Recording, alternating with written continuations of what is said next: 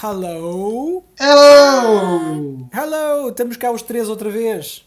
Together Yay! forever again. Sara, estás de volta. A Sara voltou! Yay! Uhul. Ahm, e ora, vamos fazer o esquema do costume. Daniel, o que é que tu tens andado a ver?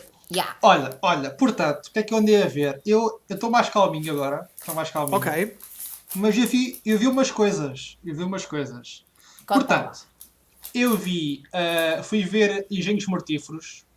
Ah, é verdade, é A verdade. crítica está publicada, já podem ir ouvir. O filme é mau. Next. Oh. O filme é mesmo Olha, mau, coitado. tive uma amiga minha veio falar comigo depois de ter ouvido a tua crítica, muito A sério? zangada contigo, porque não concordou contigo. Ela diz que o filme não é assim tão mau, ela divertiu-se com o filme. Tu não percebes nada disto.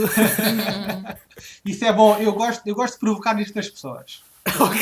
Eu gosto de provocar isto nas pessoas. É bom porque eu gosto de discutir opiniões. Isso é bom, isso é bom. Ela que deixa o comentário lá dos comentários, porque isso é bom para discutir. Pronto, Marta, não sei não sei se tu ouves o Cubo Geek Show, espero que sim, mas pronto, vai lá deixar o comentário e o Daniel depois responde. Yeah.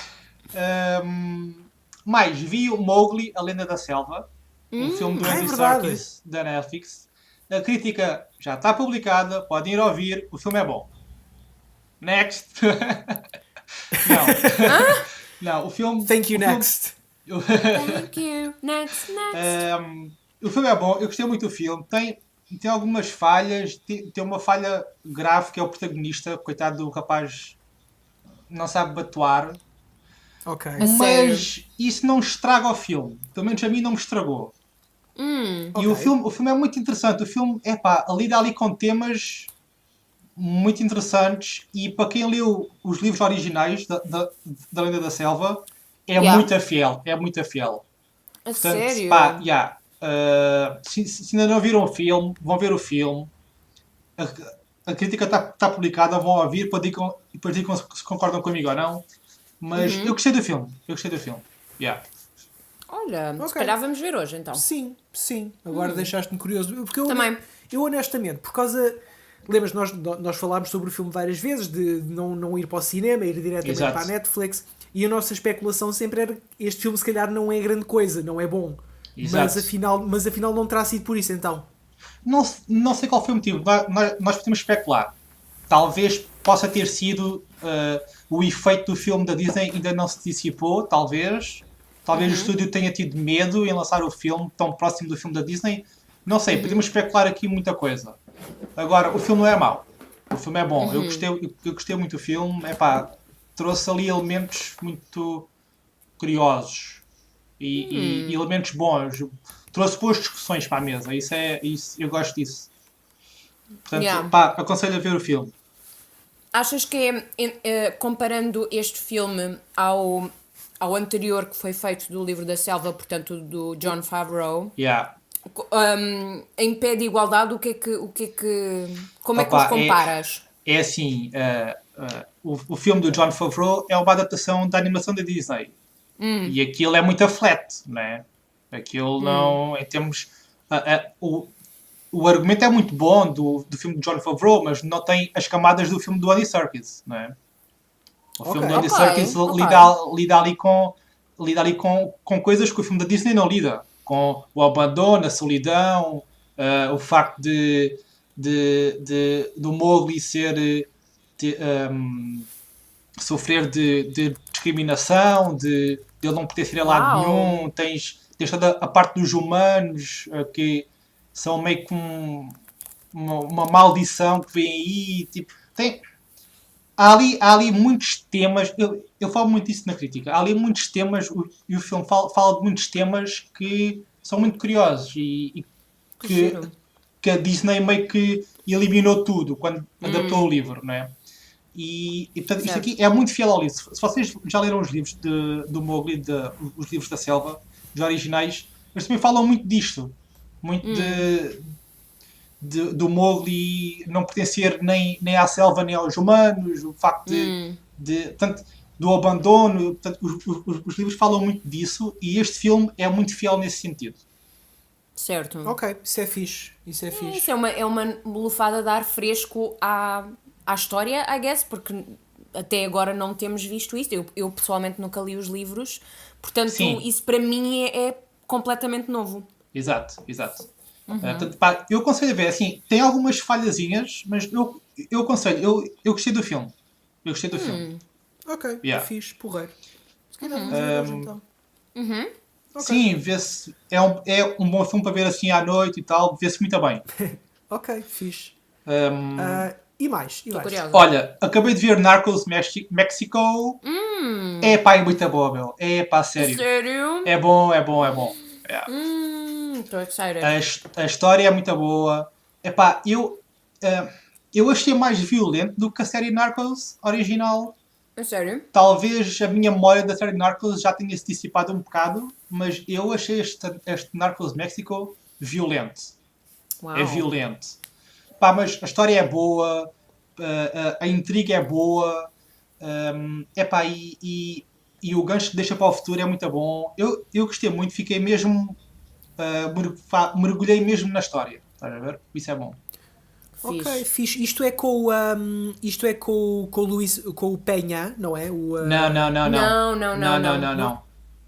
Isto Eu- é uma outra história, é uma outra história à parte.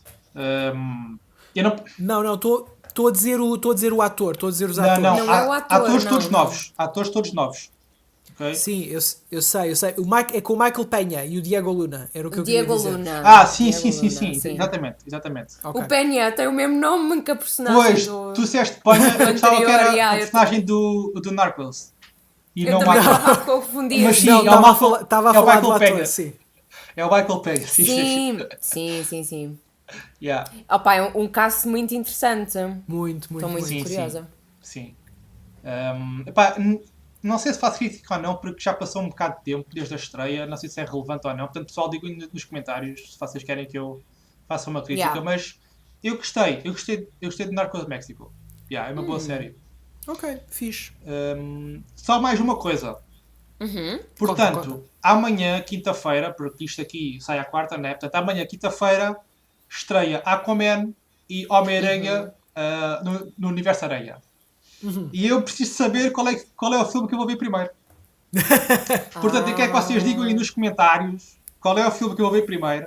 E também vão ao Instagram, também está lá uma pergunta para vocês dizerem qual é o filme que vão ver primeiro. Portanto, pá, respondam aí, pessoal, ok? Escolham. Qual é? Aquaman ou Homem-Aranha no Universo Aranha? Vamos decidir pelo Daniel. Vamos tomar decisões para a vida do Daniel. Acho que isso é um bom precedente. Ou por que não los dos no Sim. mesmo dia? Pronto, mas há sempre um primeiro. True. E tu, Sara, o que é que E tu, nós? o que é que tu andaste a ver? E nós? Tens de começar a dizer nós. Mas é mais piada porque assim é mais ridículo. Ok, está bem. Podemos continuar na fantasia de Pronto. que não moramos juntos. Ok. Nós não temos visto assim tanta coisa. Não temos visto muita coisa nova, não. Ou pelo menos não temos visto coisas memoráveis. Verdade. Se O calhar suficiente. andamos aqui com um bocado de azar Ok. nas nossas escolhas. Acho que sim. Porque eu não tenho. Eu há muito tempo que não vejo uma coisa breathtaking. Sim. Vimos. Quer dizer, tu viste Eu vi Solo. o Solo. Eu só vi Ok. a parte final. Viste a parte final, é verdade. Nós tínhamos uns amigos aqui a passar o fim de semana connosco. Decidimos ver um filme que estávamos a ver várias coisas e chegámos à conclusão. Ok, vamos rever o Solo do Star Wars. Agora já passado algum tempo, com menos expectativas, sem toda aquela antecipação que o filme estava a sofrer, porque eu pensei que eu lembro-me de me divertir com o filme, apesar de tudo.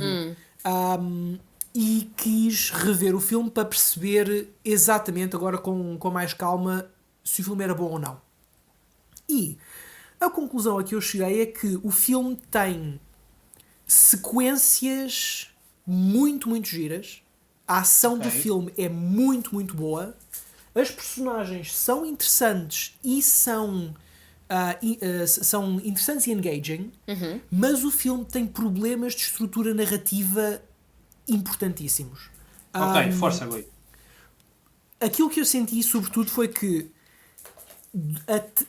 para mim o grande problema é a transição do segundo ato para o terceiro ato, onde parece que no início do terceiro ato eles recomeçam um filme completamente diferente. No início do terceiro ato... Relembra-me lá, porque eu só vi o filme uma vez. Pois, o filme é um bocado esquecível, não é? É um bocado esquecível, é. Tu lembras perfeitamente das cenas da Millennium Falcon no meio da nebulosa do meio das nuvens. Sim, que foram à mina, não foi? Exatamente. Pronto, okay. Essa é a sequência mais memorável do filme. Todo o segundo ato do filme é fantástico. Okay. Mas depois da transição do segundo para o terceiro, tu de repente descobres que afinal há uma rebelião, que há rebeldes que estão a lutar contra o Império e que afinal o Han Solo tem de escolher ajudar a rebelião ou não. E isso está apresentado como se fosse a grande escolha moral que a personagem tem de fazer. Mas aparece no filme, num momento em que tu queres que as coisas comecem a acelerar para o fim, e em vez disso eles estão-te a dar exposição no início do terceiro ato, que é um erro completo. É um erro completo. Sim. Exato. Tens aquela personagem que para mim é uma das personagens mais interessantes do filme, que é o androide, a AL3, que é aquela androide que está sempre a tentar salvar os outros robôs todos. Sim, é tão bom. Que é uma personagem muito gira, muito interessante, com imenso potencial, mas eles matam-na muito depressa e quase sem peso a meio do segundo ato. Ok. E tu ficas a sentir que, por um lado, simultaneamente não tiveste tempo suficiente com essa personagem para te importares com ela, e que aquela morte que devia ter sido, que nos é apresentada como se fosse uma coisa muito dramática, não tem tempo para tu sentires esse drama. Okay. O vilão, que é o Dryden Voss, interpretado pelo Paul Bettany, só é interessante única e exclusivamente à custa da interpretação do Paul Bettany, que dá ali alguma dimensão à personagem. Caso contrário, ele é só o mau da fita que quer fazer coisas más porque é mau. Ok. Não sei. É muita... O filme é divertido, mas como eu disse, a narrativa está por todo o lado. E acho que é esse o grande problema do filme.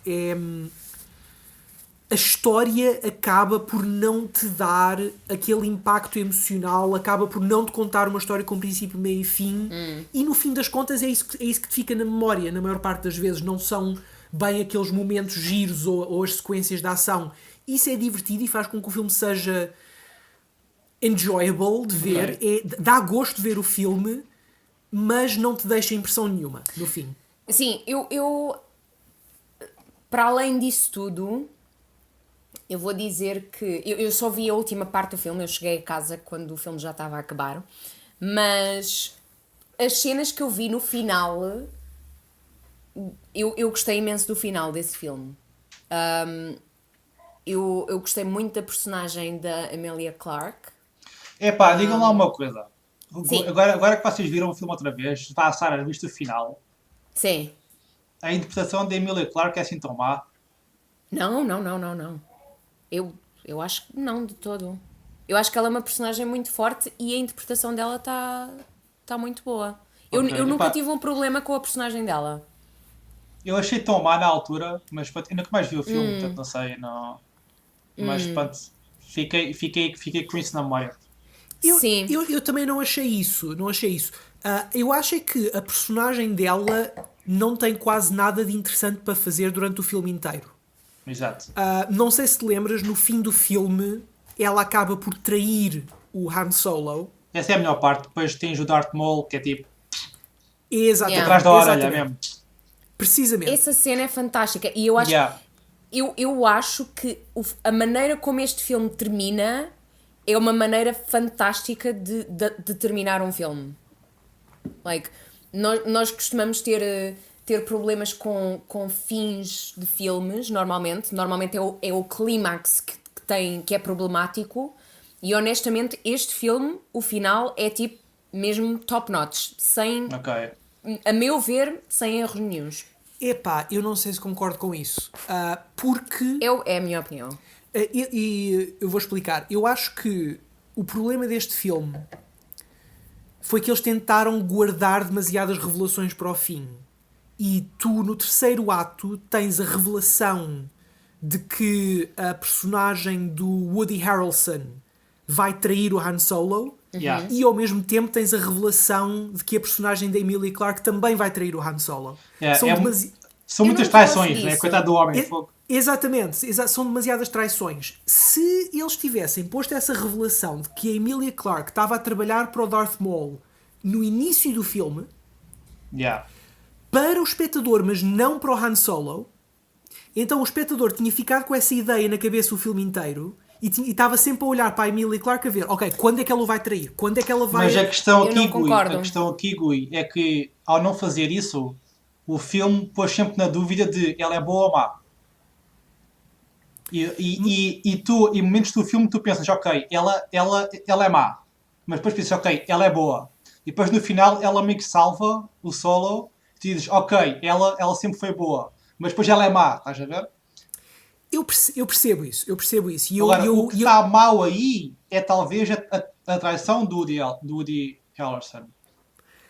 Talvez, não sei. O que eu sinto é que se eles tivessem revelado logo ao início que ela era de facto, que ela estava a trabalhar para o Darth Maul, É pá, mas não ouve, a gosto questão disso. é entregares uma bomba como o Darth Maul logo no início é um tiro nos pés. Completamente. Porque o Darth Maul é uma bomba que eles Pronto. lançaram ali. Yeah. eu percebo, mas pronto, podiam não ter revelado que era o Darth Maul, podiam Sim, simplesmente sim, ter... sim. Pronto. Vias um vulto, vias um perfil, não percebias que era o Darth Maul, ela Exato. estava a trabalhar para alguém. Eu discordo com isso porque eu acho que a motivação toda da personagem e o momento em que ela se encontra naquele momento específico, ela quase que decide aí tornar-se má. Não é tipo, eu estive a trabalhar nas sombras este tempo todo. Mas é um bocado isso que é sugerido no filme, que ela manipulou toda aquela situação para depois no fim poder substituir a personagem Mas do Paul Bettany. a dúvida que é aqui a particularidade interessante, na minha opinião. Eu compreendo, mas Porque ela não está certa daquela decisão, enquanto a decisão está a acontecer. eu percebo isso e isso é muito interessante. E eles darem essa ambiguidade à personagem é muito interessante. Mas o problema que eu vejo é que a alternativa a tu não fazeres essa revelação no início é que ela parece um apêndice durante o filme inteiro. Eu pessoalmente, como espectadora, não senti isso da personagem. Ok. Não senti que ela era um apêndice. É justo. Não, Acho que ela até é bastante badass. não, ela é badass e a verdade é que ela faz coisas e ela salva várias situações durante o filme, mas Eu acho que sim. não sei. Honestamente, não consigo falar muito porque não vi o filme todo, mas eu pessoalmente não senti isso da personagem. Boa. E o que é que andaram a ver mais? Nós tendemos bem neste. Qual foi o outro? Aquele corte manhoso agora, estou a perceber? Yeah. Manhoso, vá. Yeah. Qual foi a outra coisa que andámos a ver? Tanto nos chatearam e tanto nos disseram que Titans era muito yeah. bom. Por favor, digam que gostaram, por favor. Nós ainda não acabámos Titans, mas Mas não acabou ainda recomeçámos a também, ver né? Titans. Acho que vimos até o episódio... Fizemos binge dos episódios 2 a 5 durante o fim de semana. Ok. Qual é que é o 5? portanto- Espera aí. O último episódio que nós vimos acho que é o Doom Patrol. Ok, pronto. Esse Ok, episódio ok. foi muito giro. Sim, eu vou ser controversa agora. Força. Ainda não estou convencida. Ok. Eu acho que o Gui está super convencido. Eu não estou super convencido, mas acho que estou mais convencido do que tu. Sim, estás. Eu ainda não estou convencida. Explica-nos Ok. porquê. Mas eu acho que é gosto pessoal. É mesmo gosto pessoal. Eu gosto de ver adaptações de banda desenhada que não parecem banda desenhada. Se isso faz sentido. Eu gosto de referenciazinhas a banda desenhada, mas gosto que o produto final que esteja a ser apresentado a mim não pareça banda desenhada. Se isso faz sentido. Mas isto é tudo o que é os filmes da Marvel. Sim, não. Sim e não. Aqui há muito mais referência às próprias bandas desenhadas, eu sinto. Não, lá está, eu acho que isto é uma questão de gosto e não é uma crítica à série. Ok. Eu acho que esta série é parece muito fiel à banda desenhada. Não sei, é a estética, é um bocado do acting, é a maneira como o look das personagens. Há muitas coisas que me fazem um bocadinho de impressão. Porque eu quando vejo uma série ou um filme, eu gosto de imaginar, ok, apesar disto ser a coisa mais irrealista de sempre, eu acreditaria nesta personagem ou nesta pessoa como uma pessoa verdadeira. E não sinto que esta série me dê isso. Ok, estou a perceber o que estás a dizer, sim. Mas falem vocês. Eu estou a achar piada à série mais do que... Eu tenho de admitir que fui gostando mais da série à medida que fui vendo mais episódios. Sim, eu também, sem dúvida. E eu digo já que depois do Doom Patrol as coisas começam a ficar bem porreirinhas. Ok, pronto. cool. Então, Com montes de revelações e cenas, ok, isso é fixe. Eu percebo perfeitamente aquilo que a Sara está a dizer. E acho que no fim acaba por ser muito uma coisa estética, ou pelo menos é aí que eu sinto que a série falha um bocadinho. Porque, é uma série feia. É feio. A fotografia é feia. O set design é feio. A direção de arte é feia. Os efeitos especiais não são grande coisa, ou pelo menos não me convencem muito. Não que seja... para a série é boa, Gui. Para a série é boa, Gui. Os efeitos são bons para a série. Se tu fores ver as séries da CW e mesmo Agents of S.H.I.E.L.D., dude, é Pronto, melhor. É melhor. Sim, posto dessa maneira, sim, tens razão.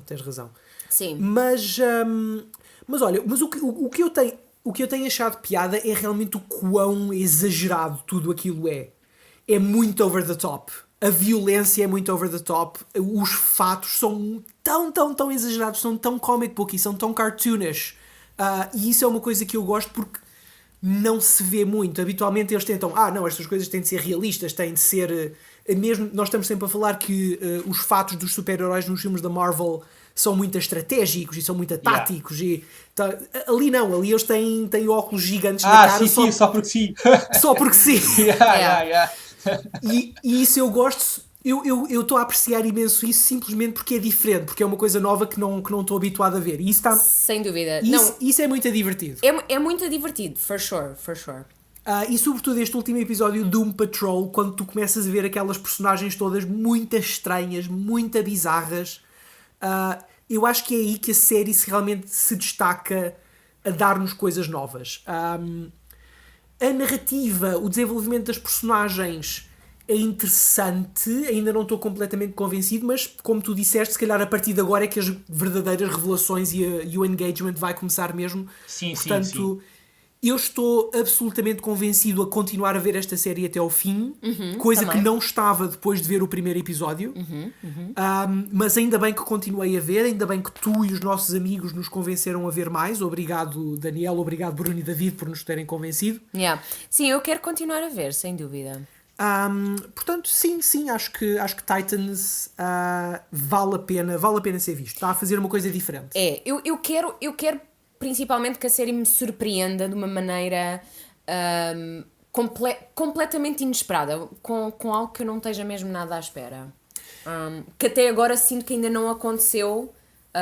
Sinto que, apesar da violência extrema e das personagens, devo dizer que o que eu estou a gostar mais até agora é a relação sombria entre o Robin e o Bruce Wayne, que está sempre assim nas shadows. O que é que vocês acham disso? Porque eles conseguem muito bem desenvolver, como eu disse, como eu tenho que estar sempre a dizer, eles desenvolvem muito bem a relação entre o Robin e o Batman, mas sem nunca mostrar o Batman. Isso é muito interessante. Eu acho isso muito inteligente. É fantástico. Sim, isso é é novo, de certa maneira, porque nós já conhecemos o Batman, já há imensos filmes do Batman, já conhecemos essa personagem basicamente, like, para todo o sempre. Sim, já vimos 3 ou 4 versões diferentes da personagem. Exato, portanto já sabemos mais ou menos o que é que o Batman é nesta história, apesar de ser, pronto, uma história assim à parte.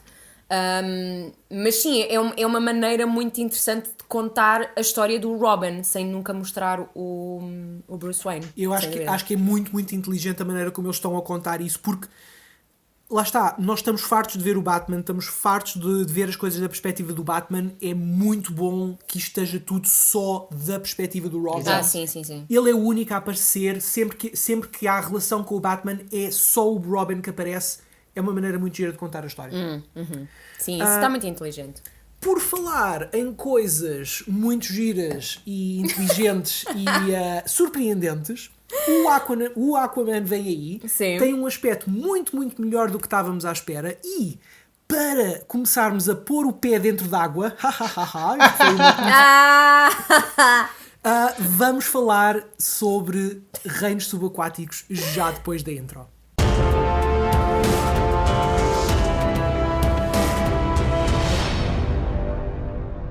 Bem-vindos ao Cubo Geek Show, um programa do Cubo Geek onde mergulhamos nos temas mais geeks deste mundo. Eu sou o Gui, estou aqui com a Sara Olá. e o Daniel. Olá pessoal. E antes de continuarmos, subscreve o canal, toca no sininho para não perderes nenhum episódio. Nós esperamos. Vai lá, enquanto eu procuro aqui a citação que quero já começar, com a qual quero começar o programa. Uma citação, estamos muito sim. pipis. Então, olha, Estamos. enquanto procuras, deixa-me dizer-te que acho que fizemos aqui algo inédito e único na história do mundo, que foi A sério? pôr a intro de um programa a meio do episódio. Yeah. Oh, shit! Isso aconteceu. Isso aconteceu. Aconteceu, pronto. Tinha que acontecer. Aconteceu agora. Aconteceu desta vez. Portanto, deixa-me citar Platão. Claro. Ok. Num único dia e noite de infortúnio, a ilha da Atlântida desapareceu para as profundezas do mar. Isto é o Platão em Critias, nos diálogos de Platão escritos em 380 a.C. Damn shit. Portanto, Sorry. That's all shit. aqui... Estou eu aqui a tentar trazer um bocadinho de classe, a falar bocadinho de classe, os yeah. clássicos gregos. A culpa é da Sara. Sorry. Portanto, o Platão, em 380 a.C., nos diálogos de Platão, ele tem duas obras onde fala da Atlântida. É o Timaeus e o Critias. Ele fala disto na República. E ele menciona a Atlântida como um exercício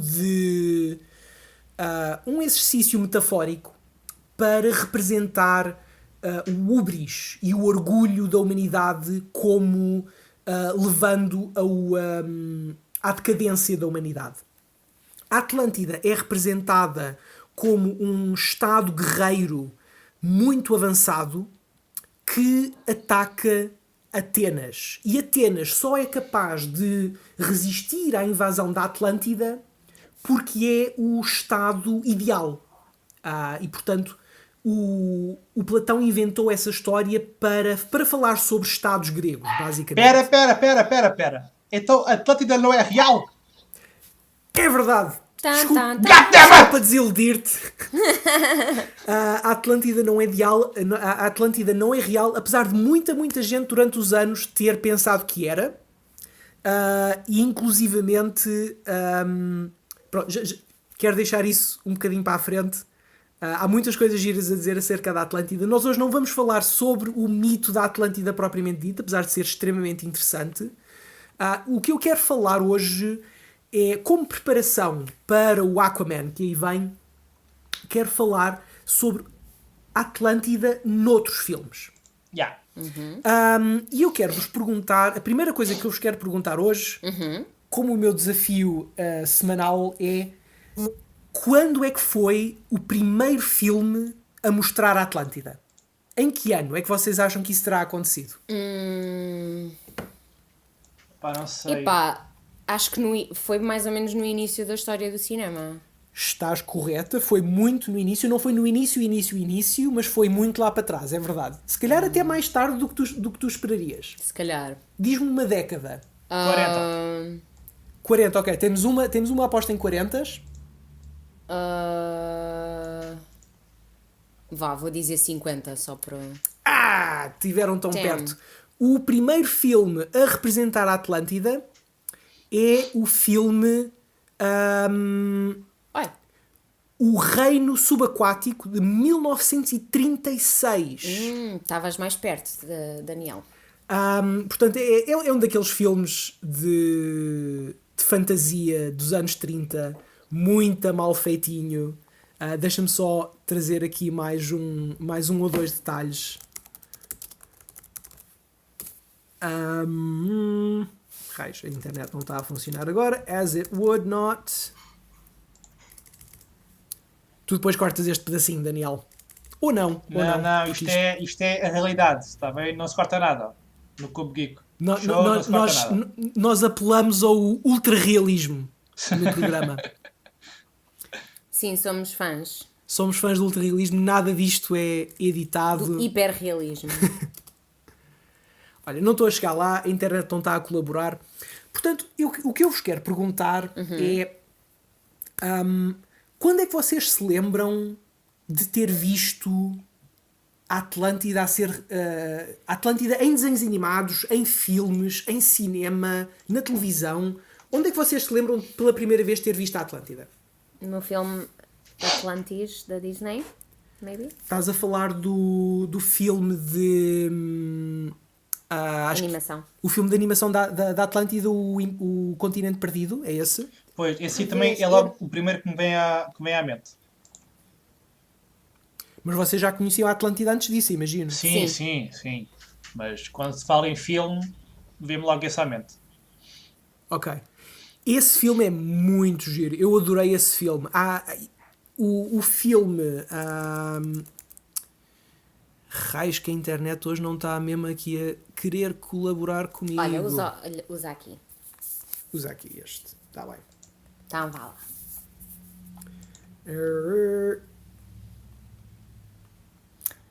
Portanto, o filme Atlantis. Da Disney. Com o... era o Matthew Broderick. Que fazia a fazia a personagem voz. principal. Eu tenho ideia que sim. Portanto, é Atlantis, o Império Perdido, com o Michael J. Fox, desculpa. É o Michael J. Fox. Esse filme é muito giro e tem uma particularidade que é, apesar de a Atlântida originalmente ser um mito grego e de ser habitualmente representada como uma cidade grega, no filme Atlantis, o Império Perdido, é aquilo, apesar de tudo, tem uma representação estética muito mais sul-americana. Aquilo parece uma cidade maia. Porque eu sinto que a Atlantis já foi representada de todas as maneiras possíveis e imaginárias. Sim, bastante. Em muitas civilizações já houve uma ideia de uma Atlantis, de uma cidade perdida no meio do mar, no fundo do mar. Não é? Essa ideia da cidade perdida no meio do mar é brutalmente popular. Sim. E tu tens vários exemplos.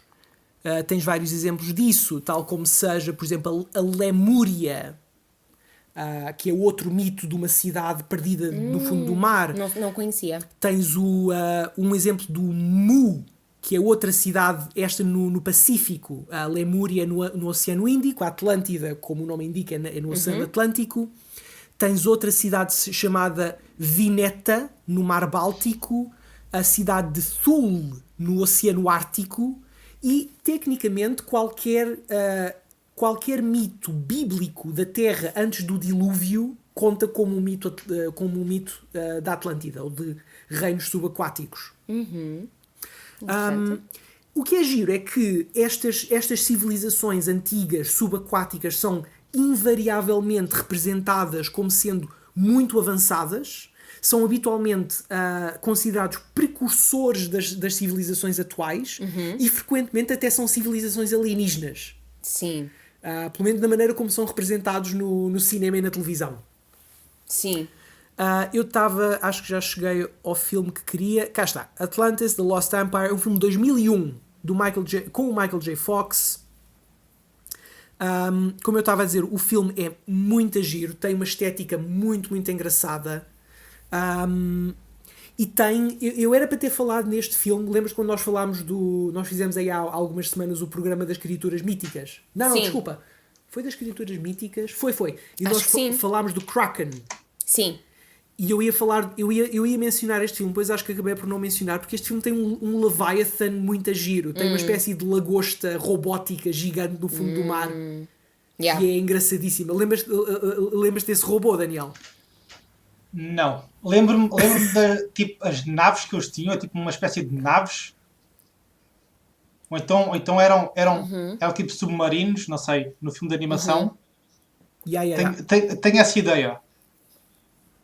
Yeah. Epá, Eram. Pareciam naves espaciais debaixo d'água. é isso, exato. Pá, lá está, o filme é antigo já, porque nós somos cotas, pessoal. Epá, eu lembro-me da batalha principal e eu lembro-me dessas naves. Agora, de resto, está a ser um bocado difuso. Yeah. O filme já é bem Opa, antigo. Yeah. O filme, eu acho que este é dos filmes mais injustamente esquecidos da Disney. Concordo. Yeah. Ainda tem muito daquela animação clássica da Disney.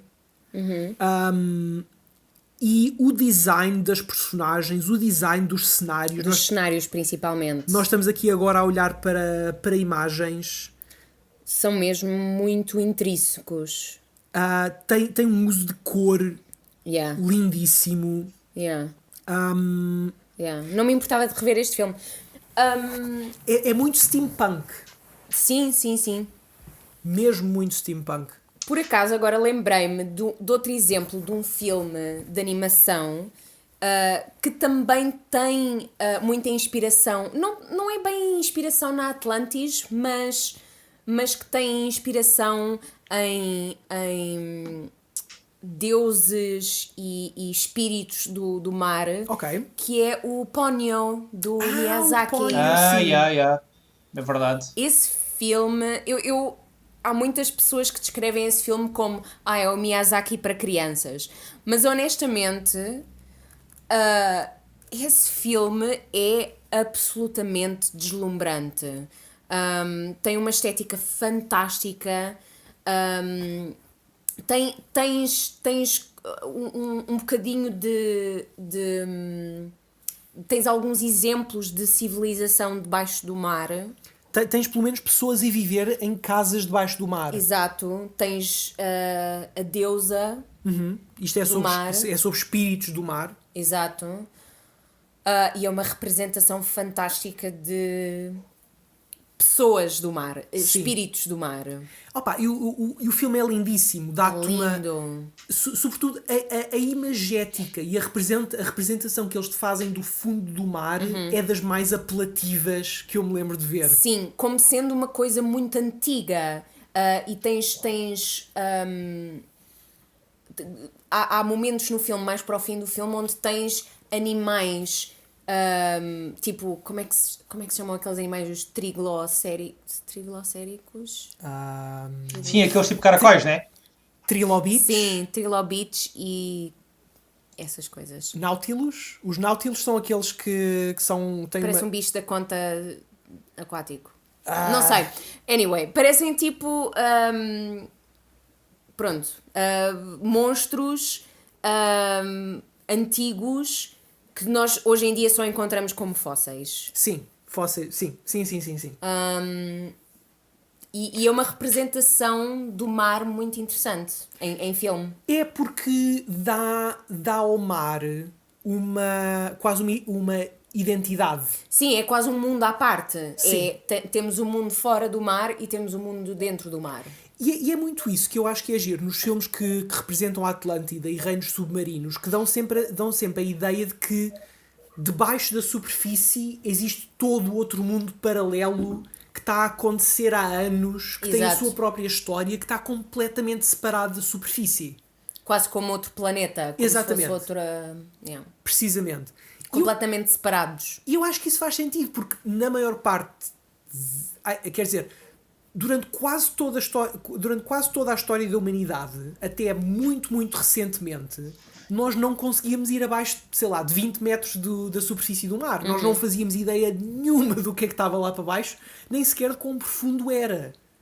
Só nos últimos 100 anos é que nós começámos realmente a perceber quão fundo é o mar e o que é que existe lá para o fundo. Sim. Portanto, esta ideia de monstros submarinos, de coisas desconhecidas lá no fundo, é uma ideia que já existe connosco há imenso tempo. Daí que o Platão, 300 anos antes de Cristo, já estava a falar sobre cidades submarinas. Sim, sim, sim. E lá está, nós, mesmo hoje em dia, conhecemos mais sobre sobre a nossa galáxia, quase, do que o fundo do mar. Ah, sim, não, eu acho que não estou enganado nesta estatística. Nós temos mapas da superfície da Lua com uma resolução de 5 ou 10 metros por pixel. E os melhores mapas que nós temos do fundo do mar têm 1 quilómetro por pixel. Portanto, tu podes perder, de facto, podes perder cidades inteiras nos melhores mapas que nós temos do fundo do mar atualmente. Então estás-me a dizer, Gui, peraí, estás-me a dizer, Gui, estás-me a dizer, Gui, que pode haver uma cidade debaixo do mar, Gui? É isso de facto que eu estou a dizer. God damn it. Não é, Yeah. não é impossível, não é impossível. Ou pelo menos existem buraquinhos no nosso conhecimento onde tu consegues encaixar uma cidade inteira. Ok. E- ok. Já que estamos a ir por aqui, Daniel, tu lembras-te de eu não sei bem como é que hei de chamar aquilo, mas foi um programa do Discovery Channel, E há das sereias.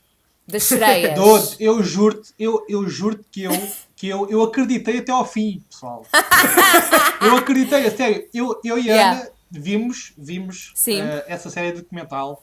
Nós Yeah. acreditámos até ao fim, até que aquilo começou a ficar muito amanhoso, é tipo uma conspiração mundial, e depois tipo, houve um gajo que foi morto. Aí fiquei tipo, espera lá. Mas Yeah. até aí eu estava a acreditar a 100% naquilo. Yeah.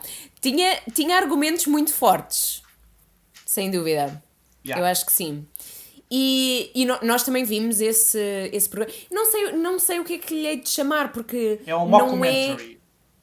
Sim, mas um mockumentary dá-me a ideia que tem que ser assim um bocadinho mais jokey, e aquilo não era jokey. Era tipo, serious.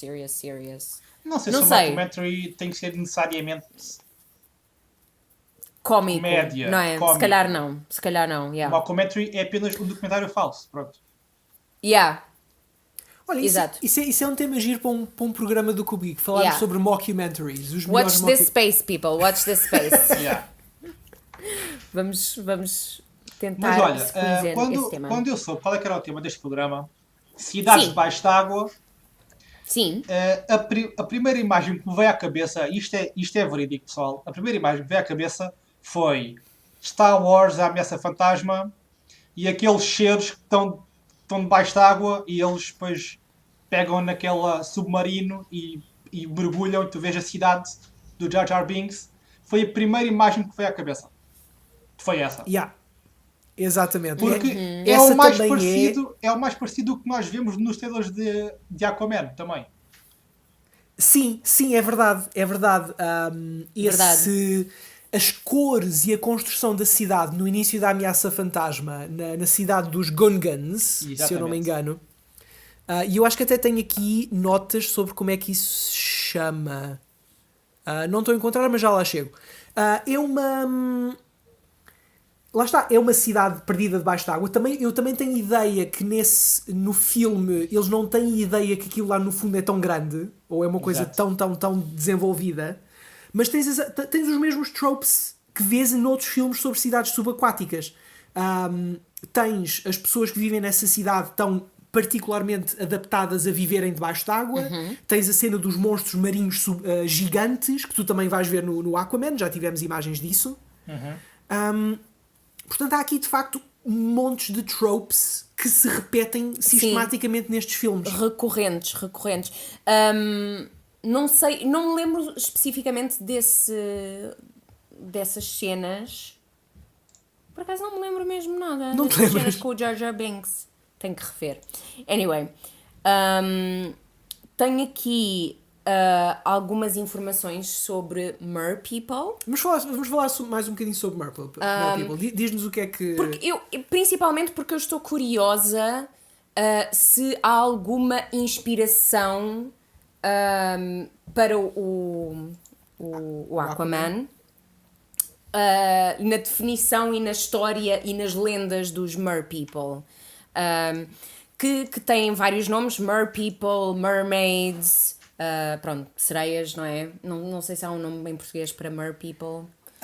Um nome genérico, Pessoas do acho mar. que não. Pessoas do mar.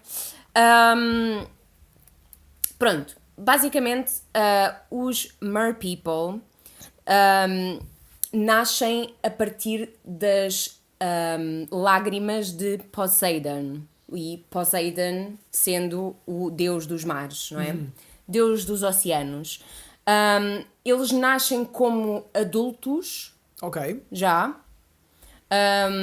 Nascem porque o Poseidon sentia-se emocionalmente investido nas batalhas do homem, portanto, no homem na Terra, e sentia-se muito emocionalmente investido e por isso chorava, e daí nasciam os Mer People. Ok. E ele diz que, pronto, esta lenda, esta teoria, whatever, o que é que possamos chamar, diz que os Mer People são o oceano e o oceano são os Mer People.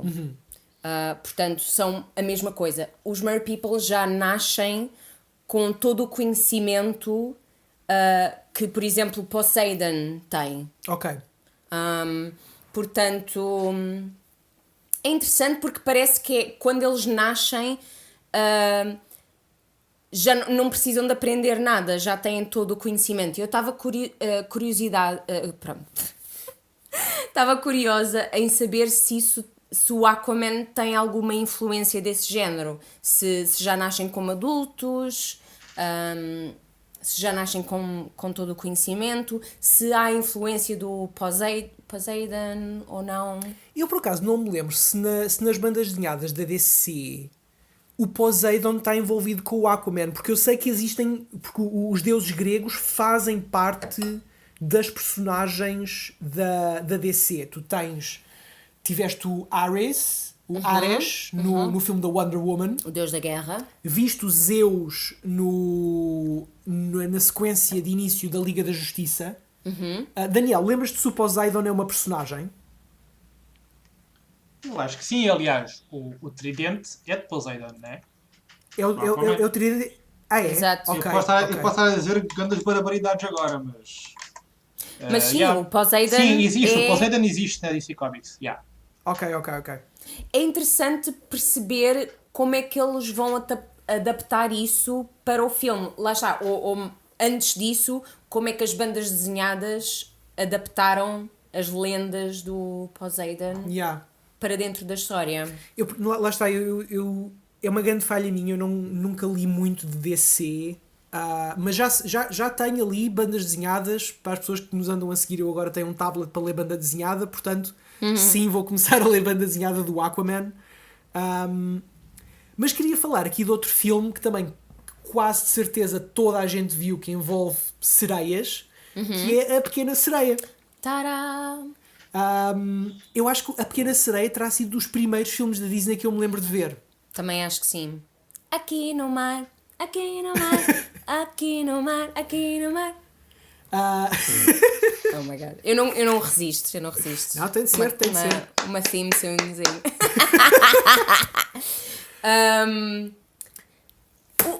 A Pequena Sereia é um filme muito bom. É muito giro.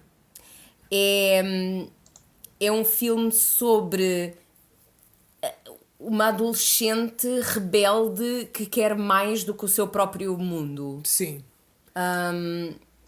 E tem curiosidade de coisas alienígenas, quase, porque os humanos são alienígenas para ela. Sim, sim. Isso é muito interessante. É uma história muito gira, é uma história muito clássica. Foi escrita pelo Hans Christian Andersen em. Não me lembro quando, vou atirar para o ar dizer que foi século XIX. Sim, eu diria que sim.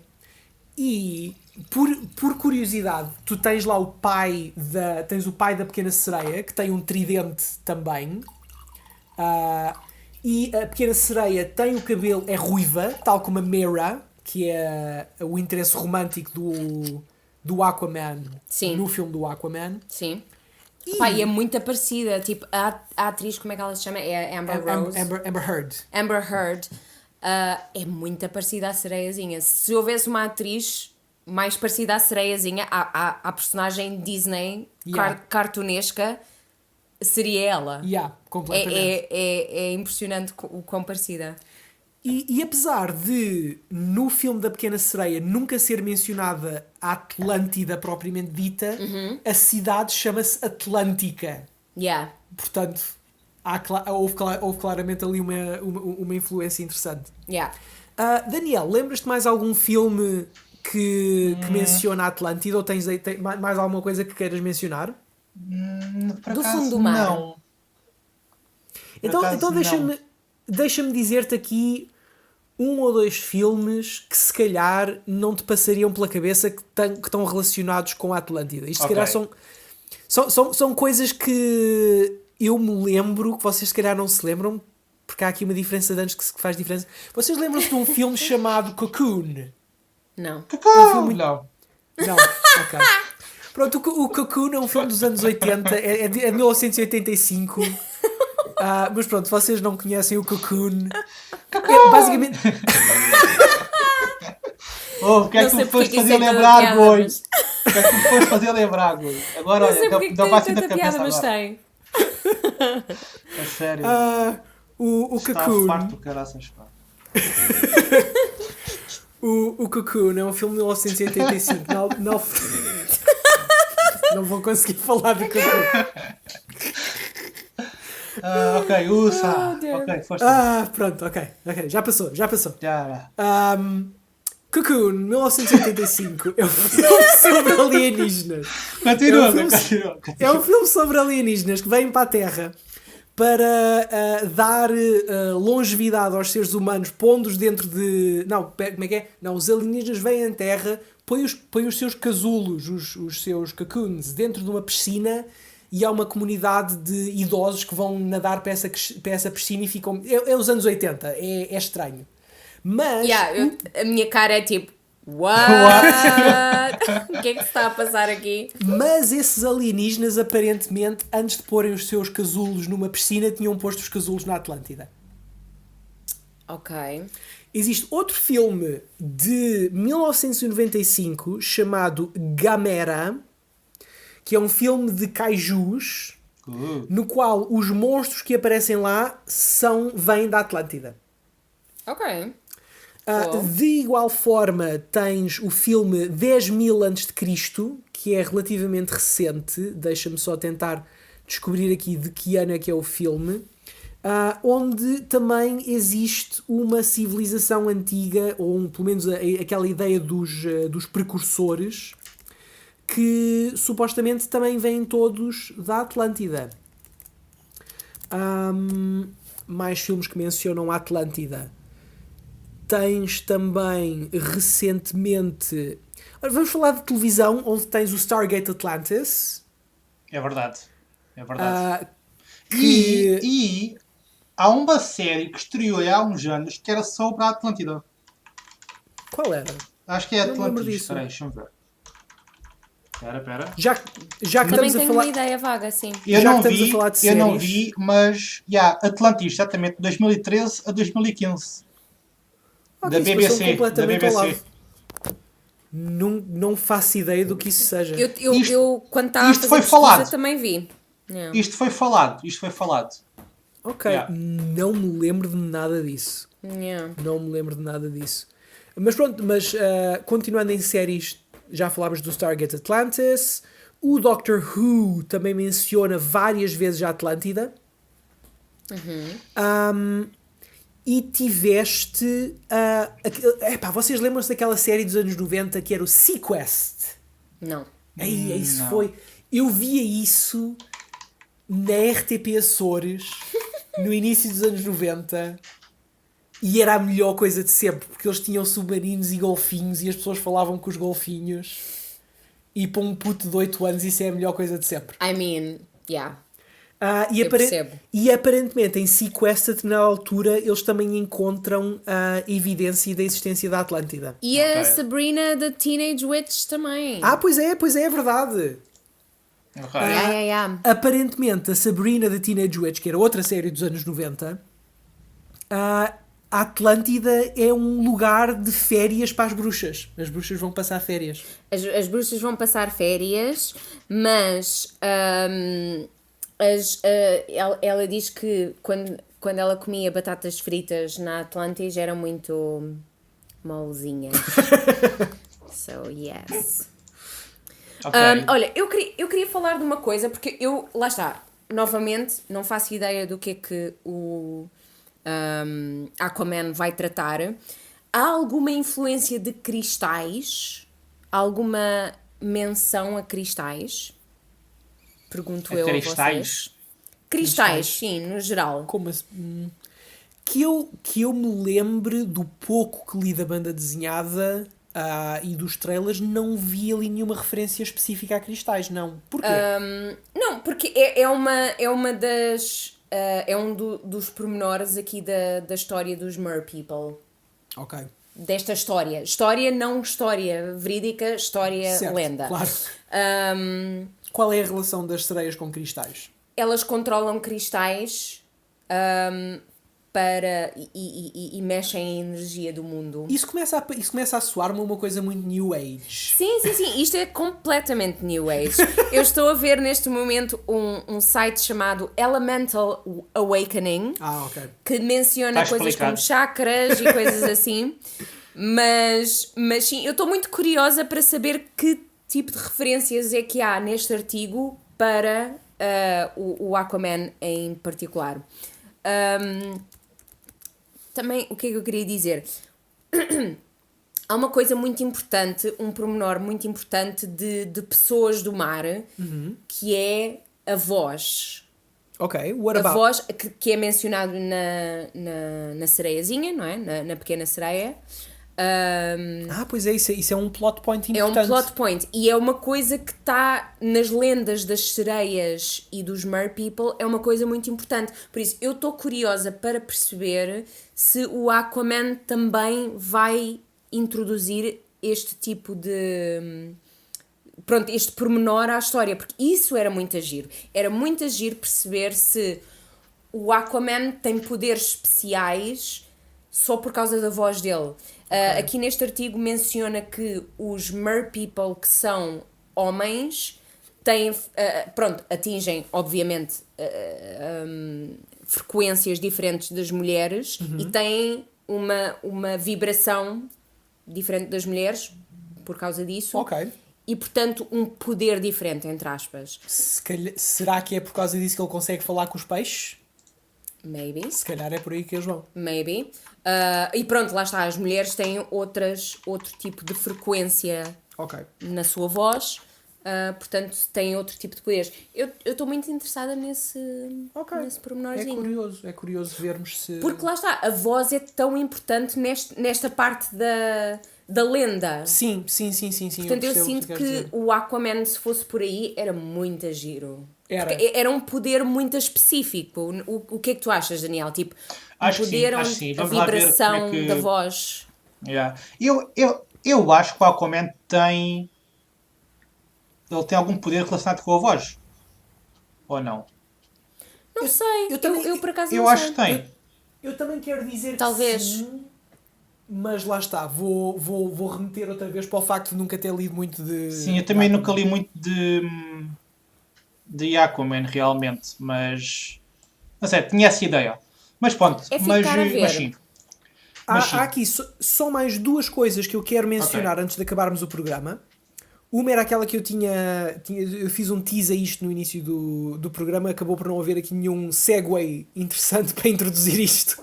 Mas eu acho que isto é uma coisa que nós mencionámos vagamente no episódio que fizemos sobre Weird War, sobre guerras estranhas. Mas a verdade é que o regime nazi da Alemanha, que fez aquelas desgraças todas que nós lhes sabemos durante os anos 40, Yeah. o regime nazi, especificamente um teórico nazi chamado Alfred Rosenberg, acreditava que a raça superior dos arianos era diretamente descendente do povo da Atlântida. Isso é tipo cray. Mas é interessante descobrir isto agora. É giro porque grande parte desta cena da superioridade racial, e isto é uma coisa que tu vês em todas as culturas, habitualmente qualquer civilização ou qualquer cultura que comece a alegar superioridade vai tentar basear isso em algum género de descendência ou ascendência mítica. Tu inclusivamente tiveste os aztecas na América do Sul. Quando a civilização azteca começou e eles começaram a conquistar tudo à volta deles e começaram a proclamar-se como deuses, a alegação deles é que eles eram descendentes dos toltecas, que eram outra civilização anterior, mítica, e eles disseram, nós somos descendentes destes gajos, portanto merecemos conquistar isto tudo aqui à nossa volta. Yeah. O argumento dos nazis era semelhante, só que em vez de serem os toltecas, eram os atlantes. Sim, Portanto, sim, os nazis eram doidos. sim. E finalmente, Muito entitled. muito entitled, Quem é, sim. quem é que pensas que tu és? Que és descendente da Atlantis e não sei o que é. Tipo, E finalmente, queria só mencionar e falarmos aqui só 2 minutos acerca do filme do Abismo. Que, Sim. apesar de não mencionar nunca a Atlântida, é tecnicamente um filme de ficção científica de exploração de uma civilização submarina, que neste caso são alienígenas, e que tem talvez uma das representações mais giras de criaturas avançadas submarinas, que são... Não sei, Sara, eu acho que tu nunca viste o Abismo. eu acho que vi, mas não prestei muita atenção, to be honest. Daniel, tu viste o Abismo? Yeah. Lembras daquelas cores muito vibrantes dos alienígenas subaquáticos? Espera, deixa-me. Espera. Basicamente, eu The Abyss, não é? Já sei qual é que é. Este filme, olha, uma curiosidade. Este filme foi, se não foi o primeiro, foi um dos primeiros filmes a ter água em efeitos especiais. Sabiam? Sim, lembro-me disso. Foi de facto. Eu acho que foi Interessante. mesmo o primeiro filme a ter água em efeitos especiais. Eu iria Yeah. mais longe e vou dizer que foi o primeiro filme a ter um efeito especial 100% gerado por computador. Que é essa cena da água que tu estavas a mencionar. Então e o Exterminador Implacável 2? É depois do Abismo. Quero... Tens a Estou- certeza? Não tenho a certeza absoluta, estou a dizer isto de memória, posso estar enganado, mas acho... É 2 anos depois. Yeah. Então é muito acho fácil que- ser isso. É muito fácil ser isso, sim, Gui. Eu acho que tu tens a discussão habitual é entre o Tron e o Abismo. E o Tron foi de facto o primeiro filme a ter efeitos especiais gerados por computador, mas é uma mistura de CGI com live action. E o Abismo foi o primeiro a ter um efeito especial 100% gerado por Estou a ver. computador. Yeah. E eu acho que esse visual dos alienígenas muito brilhantes com uns púrpuras e uns azuis quase fluorescentes é uma das principais influências no visual do Aquaman. Sobretudo lembras-te no trailer quando tu vês a personagem do Black Manta que parece que está a ter um primeiro contacto com a Atlântida. Yeah. Essas cores são tão abismo Sim, que tens é razão. impressionante. Yeah, é verdade. E portanto verdade. acho que esse filme e sobretudo as decisões estéticas para o Abismo, que é um filme de 1990, 89, foram extremamente influentes para o filme do Aquaman. Ok. Boa, Portanto, eu boa. achei que merecia achei que merecia uma menção neste programa. Mas pronto, já tivemos aqui muito tempo debaixo d'água. Literalmente tudo. Este Boa. é capaz de ser o episódio do Cupcake Show mais filler da história, meu. Yeah. Completamente. Portanto, vamos subir à tona para respirar. Já estamos todos molhadinhos. Eu vou parar com os trocadilhos de água. Deixem-nos nos comentários que outros filmes sobre Atlântida é que nós não mencionámos. Deixem-nos nos comentários o que é que acham que são as principais influências para o Aquaman. Eu fui o Gui, estive aqui com a Sara Adeus, pessoas. Tchau, e com o pessoal. Daniel. Tchau, Vemos pessoal. para a próxima. Não se esqueçam de ver mais programas do Cube Geek. Fiquem bem, pessoal. Até à próxima. Tchau, pessoal. Bye.